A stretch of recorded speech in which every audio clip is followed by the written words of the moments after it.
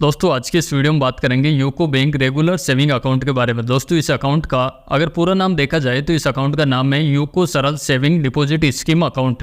इस अकाउंट के क्या क्या फ़ायदे हैं, क्या नुकसान है, कंप्लीट जानकारी आज के इस वीडियो में मिलने वाली है।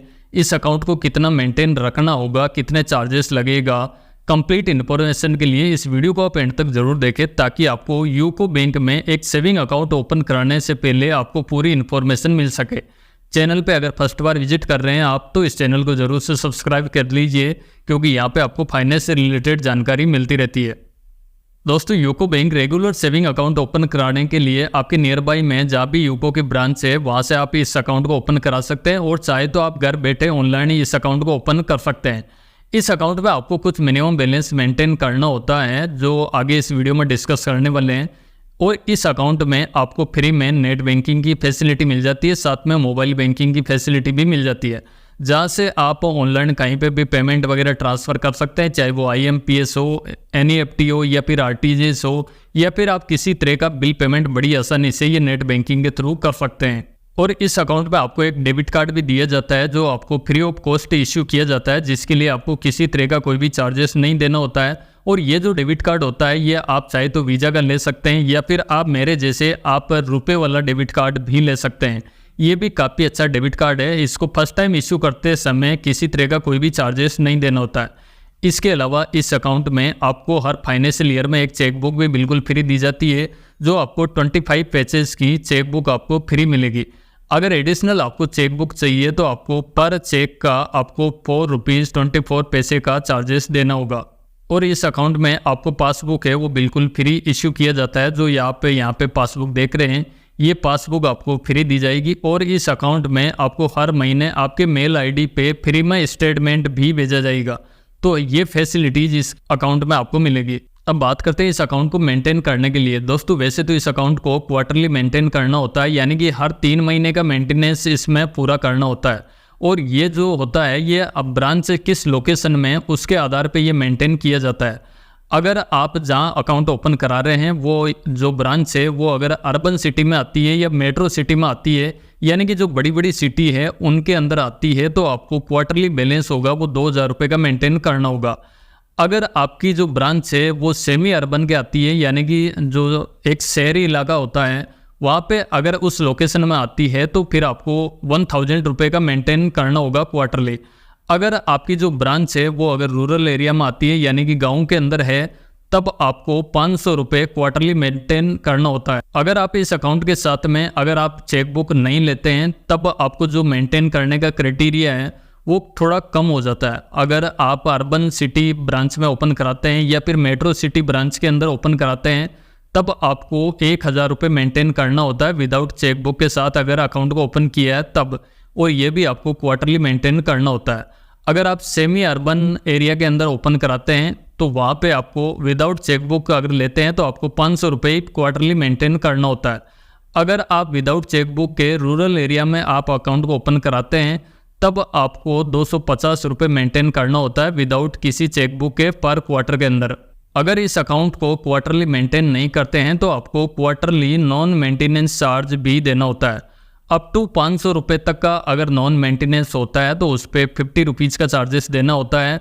अगर ₹501 से लेके 1000 तक का नॉन मेंटेनेंस रहता है, जो भी शॉर्टफॉल अमाउंट रहती है तो उस पर ₹100 का चार्जेस देना होता है।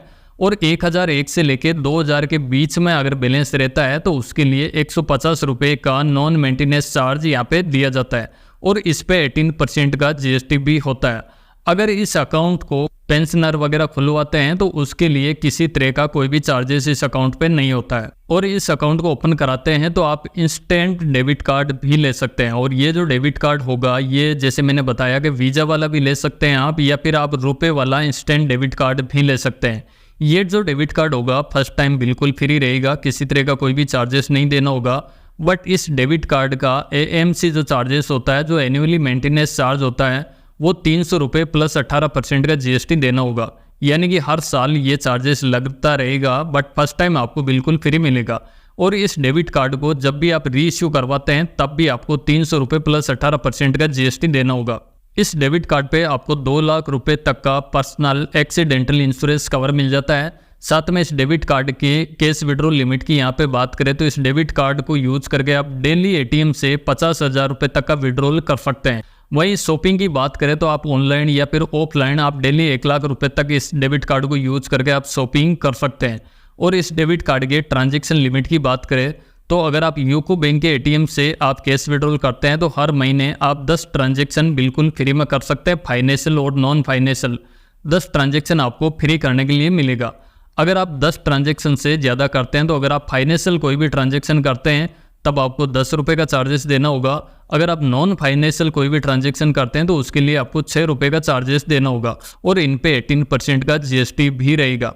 अब फाइनेंशियल ट्रांजैक्शन क्या होता है, जिससे आप कैश विड्रॉल करते हैं उसको फाइनेंशियल किया जाता है। और जो नॉन फाइनेंशियल होता है जैसे आप बैलेंस चेक करते हैं या फिर आप कोई भी और काम के लिए करते हैं, मिनी स्टेटमेंट वगैरह देखते हैं तो उसको नॉन फाइनेंशियल किया जाता है। अगर वहीं अदर एटीएम की बात करें तो अगर आप मेट्रो सिटी में यूज़ करते हैं तो आपको हर महीने 3 ट्रांजैक्शन फ्री मिलेगा और नॉन मेट्रो सिटी में अदर बैंक के एटीएम पे आपको 5 ट्रांजैक्शन बिल्कुल फ्री मिलेगा। 5 से आप ज़्यादा करते हैं हर महीने तो उसके लिए आपको 21 रुपीज़ का चार्जेस देना होगा फाइनेंशियल ट्रांजैक्शन के लिए और नॉन फाइनेंशियल ट्रांजैक्शन के लिए आपको 10 रुपये का चार्जेस देना होगा। और इस अकाउंट में आप कैश डिपॉजिट करते हैं या फिर आप विड्रॉल करते हैं ब्रांच जाके तो आपको कोई भी एक्स्ट्रा चार्जेस नहीं देना होगा, यानी कि फ्री ऑफ कॉस्ट आप डिपॉजिट या फिर विड्रॉल कर सकते हैं। वहीं बात करें नॉन होम ब्रांच की तो आप नॉन होम ब्रांच से विड्रॉल की बात करें तो आपको हर दिन 50,000 रुपये तक आप विड्रॉल कर सकते हैं नॉन होम ब्रांच से और महीने में आपको 5 टाइम फ्री मिलेगा, यानी कि आप महीने में 5 बार नॉन होम ब्रांच पे जाके आप कैश विड्रॉल कर सकते हैं। वहाँ पे आप 50,000 रुपये रोज़ आप विड्रॉल कर सकते हैं। लेकिन आपका 5 टाइम कंप्लीट होने के बाद आपको पर 1000 पे 2 रुपये का चार्जेस देना होगा, लेकिन ये जो चार्जेस होगा कम से कम 25 रुपये का चार्जेस लगेगा। और इस अकाउंट में आप जो भी डिपॉजिट वगैरह कराते हैं उस पर आपको इंटरेस्ट भी मिलता रहेगा। इस अकाउंट की बात करें तो आपको 2.6% इंटरेस्ट रेट मिलता रहेगा, जो 2.75% तक भी हो सकता है। और ये जो इंटरेस्ट रेट होता है ये कम या ज़्यादा भी हो सकता है। और जो भी आप इस अकाउंट में डिपॉजिट कराते हैं वो DICGC के तहत आपका 5 लाख रुपए तक का अमाउंट होगा वो सिक्योर इस अकाउंट में रहेगा। और इस अकाउंट में आपको नॉमिनी ऐड करने का ऑप्शन भी मिल जाता है। फर्स्ट टाइम आप नॉमिनी ऐड करते हैं तो उसके लिए किसी तरह का कोई भी चार्जेस नहीं लगेगा, बट सेकंड टाइम आप नॉमिनी ऐड करते हैं तो उसके लिए आपको 100 रुपीज़ प्लस 18% का GST देना होगा। और इस अकाउंट में आप कोई भी ECS वगैरह लगा के रखते हैं और कोई भी ECS अगर बाउंस होता है तो इसमें 250 रुपये प्लस 18% तक का चार्जेस यहाँ पे लग सकता है। अगर आपने ECS चालू कर रखा है और आपके अकाउंट में बैलेंस अनसफिशिएंट होता है तब ये चार्जेस लग सकता है। और इस अकाउंट में एड्रेस चेंज कराने के चार्जेस की यहाँ पे बात करें तो अगर आप फर्स्ट टाइम एड्रेस वगैरह चेंज कराते हैं तो उसके लिए आपको किसी तरह का कोई भी चार्जेस नहीं लगेगा, बट अगर आप दूसरी बार फिर से एड्रेस वगैरह चेंज करते हैं तो उसके लिए आपको 50 रुपये प्लस 18% का GST देना होगा।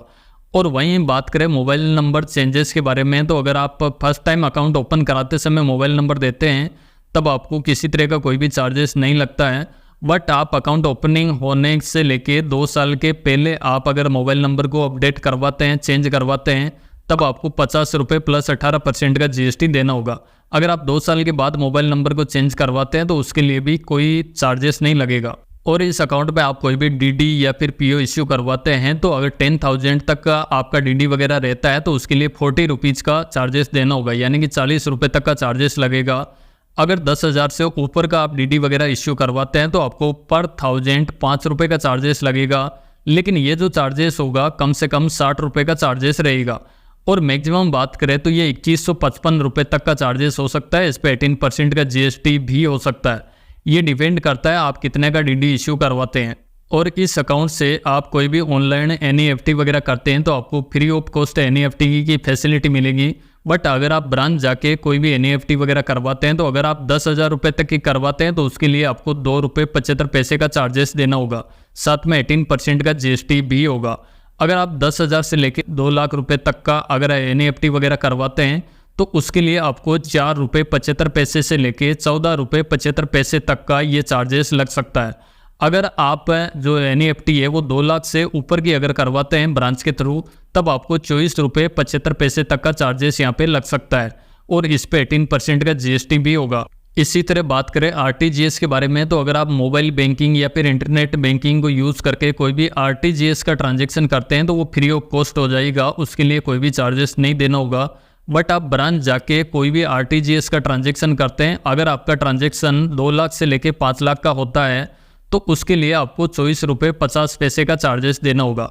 और आपका जो आरटीजीएस का ट्रांजैक्शन होता है वो अगर 5 लाख से ऊपर का होता है तो इसके लिए आपको 49 रुपये 50 पैसे का पर ट्रांजैक्शन पे ये चार्जेस देना होगा और इस पे भी 18% का जीएसटी रहेगा। और आप इंटरनेट बैंकिंग को यूज़ करके कोई भी आईएमपीएस वगैरह का ट्रांजैक्शन करते हैं तो अगर आप 1000 रुपये तक का आईएमपीएस करते हैं तो उसके लिए किसी तरह का कोई भी चार्जेस नहीं होगा। बट 1000 रुपये से लेके अगर आप 5 लाख रुपये तक का आईएमपीएस वगैरह करते हैं तो उसके लिए आपको कम से कम 2 रुपये 55 पैसे का चार्जेस देना होगा और ज़्यादा से ज़्यादा आपको 14 रुपये 41 पैसे का चार्जेस देना होगा और इस पे भी 18% का जीएसटी होगा। और इस अकाउंट में एसएमएस अलर्ट चार्जेस के बारे में बात करें तो इस अकाउंट में आपको जो भी एसएमएस प्राप्त होगा उसके लिए आपको 80 पैसे का पर एसएमएस का चार्जेस देना होगा। बट इस पे एक कैप भी है, आपको एक क्वार्टर के अंदर ज़्यादा से ज़्यादा 20 रुपये का चार्जेस लगेगा, यानी कि 20 रुपीज़ तक का आपको पर क्वार्टर का ये चार्जेस हो सकता है। बट पर एसएमएस का आपको 80 पैसे का चार्जेस लगेगा। और अगर आपको कोई भी इंटरनेशनल एसएमएस वगैरह मिला है तो उसके लिए आपको 2 रुपये प्लस 18% का जीएसटी देना होगा। और इस अकाउंट पे आपको जो पासबुक है वो बिल्कुल फ्री इश्यू की जाती है। बट अगर आपको डुप्लीकेट पासबुक चाहिए, यानी कि आपकी पासबुक है कहीं खो जाती है या फिर गुम हो जाती है, इस केस में आपको डुप्लीकेट पासबुक लेना होता है तो उसके लिए 119 रुपये प्लस 18% का जीएसटी देना होगा। और उस पर आप कोई भी पिछली एंट्री वगैरह करवाते हैं तो पर पेज का आपको 51 रुपये का चार्जेस देना होगा और एक पेज में ज़्यादा से ज़्यादा 40 एंट्री करी जाएगी। तो आप अपने पासबुक को संभाल के रहे, वरना ये चार्जेस भी लग सकता है। और इस अकाउंट में चेक स्टॉप चार्ज की यहाँ पे बात करें तो इस अकाउंट का आप कोई भी चेक को स्टॉप करवाते हैं तो उसके लिए 127 रुपये से लेकर 602 रुपये तक का चार्जेस लग सकता है। डिपेंड करता है कितने अमाउंट का चेक था, उस हिसाब से चार्जेस ये कैलकुलेट किया जाएगा। बट इस पे 18% का जीएसटी भी होगा। और इस अकाउंट को आप अगर क्लोजर करवाना है तो अगर आप जैसे अकाउंट को ओपन किया है फर्स्ट 14 दिन के अंदर ही आप इस अकाउंट को अगर क्लोज करवाते हैं तो किसी तरह का कोई भी चार्जेस नहीं देना होगा।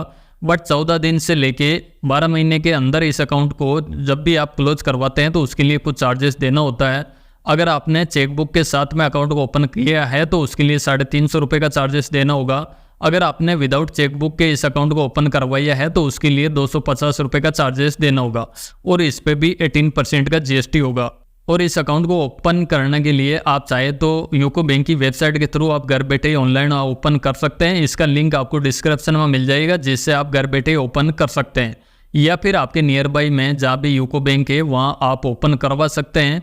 बट आपको इस अकाउंट में क्वार्टरली बैलेंस मेंटेन करना होगा। तो इसका मेंटेन की लिस्ट आपको मैंने बताई दी है, तो उस हिसाब से आपको मेंटेन करना होगा। अगर मेंटेन नहीं करेंगे तो आपको क्वार्टरली नॉन मेंटेनेंस चार्ज भी इस अकाउंट में लगेगा। तो बस यही था UCO bank regular saving account की जानकारी। इस वीडियो में बताई गई जानकारी आपको पसंद आई हो तो इस वीडियो को आप ज़रूर से लाइक करें। चैनल पे अगर आप फर्स्ट टाइम विजिट कर रहे हैं तो इस चैनल को भी ज़रूर से सब्सक्राइब करें। साथ में जो नोटिफिकेशन बेल है उसको भी प्रेस करके रखें ताकि हमारी आने वाली सभी वीडियोज़ की नोटिफिकेशन आपको मिलती रहे सबसे पहले। इसके अलावा भी इस अकाउंट में कोई भी आपको कन्फ्यूजन है तो नीचे कमेंट सेक्शन में पूछ सकते हैं।